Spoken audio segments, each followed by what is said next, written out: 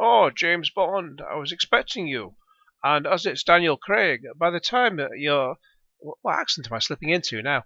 By the time you're No Time to Die... Oh God, that's going Chinese, that's awful. By the time your film actually comes out, I think, in fact, never mind when Bond was 60. I think Daniel Craig was 60 by the time this one comes out. No Time to Die was due to come out in April 2020. Then it was put back to November. This is hilarious. And the people behind James Bond they've partnered up with DHL, in which this bloke is going to deliver a package to James Bond, but no, he whizzes off and skip a bit forward. Car crash. The guy's trying to follow him the best he can. There's a bit. Here we go. There's a bit where they're going alongside. He's below them now, and then they fly across him. I mean, that's quite nicely done. I did like that, and the bad guys explode behind him, and then he just catches up with him at the end, and there we go. Yes, nice bit of CGI there, and yeah, he delivers his package just as the cops turn up, and he races off. But how much did they spend on that advert?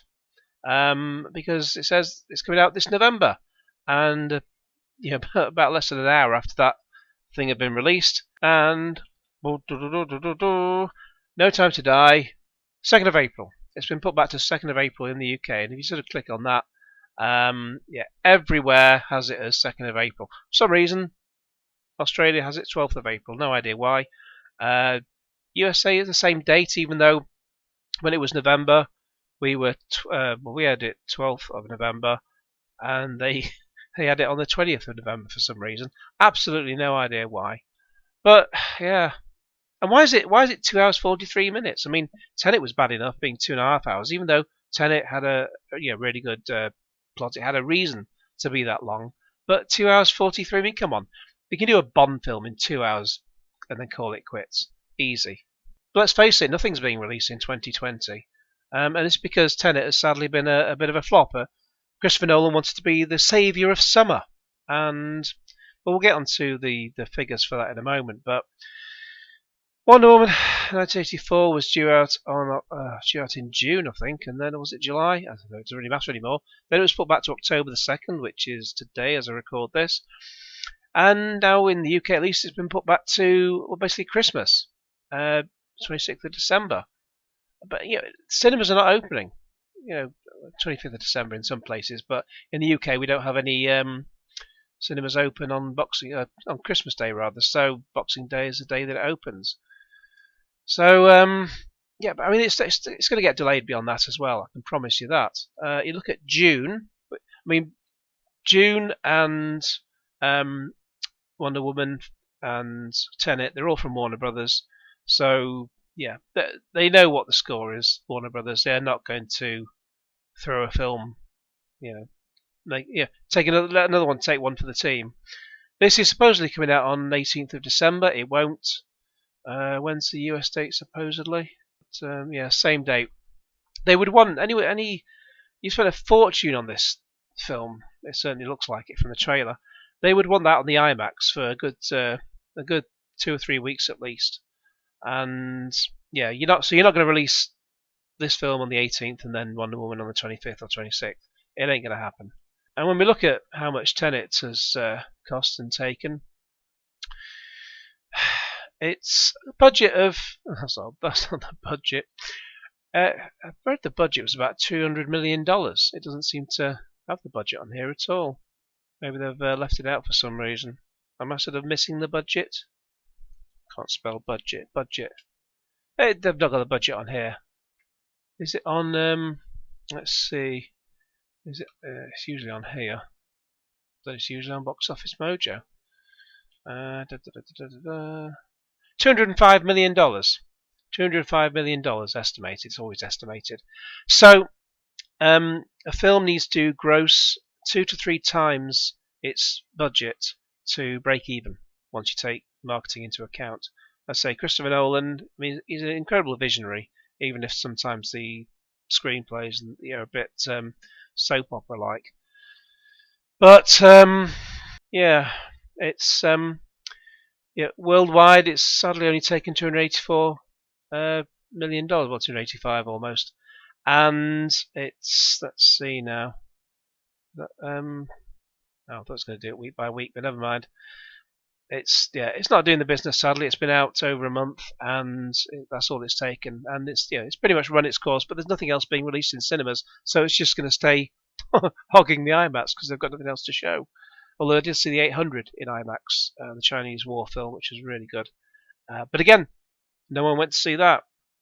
Apart from the fact it's social distancing, it didn't have an awful lot of people going to see it. There was two of us in there, two of us in the huge IMAX, the Viewprintworks IMAX in Manchester, the third biggest IMAX in Europe. Just only slightly bigger is the BFI London, and slightly bigger again is the one in Brussels. So I do want to see Tenet again, quite frankly, and it's in 1.43 to 1, so it's floor to ceiling, 70mm IMAX, although it's playing in laser, but it's as near as it's the same ratio anyway, which is the important thing. But yeah, so that's taking one for the team. Hopefully, when things are back to normal, Tenet will have another run, and a lot more people will go to see it when things are back to normal, whenever that will be. Who knows? Warner Brothers. So Warner Brothers, they're not going to put Dune out. They're not going to put Wonder Woman out. I promise you that now. Another film that was due out just before the lockdown, A Quiet Place Part 2. That was due out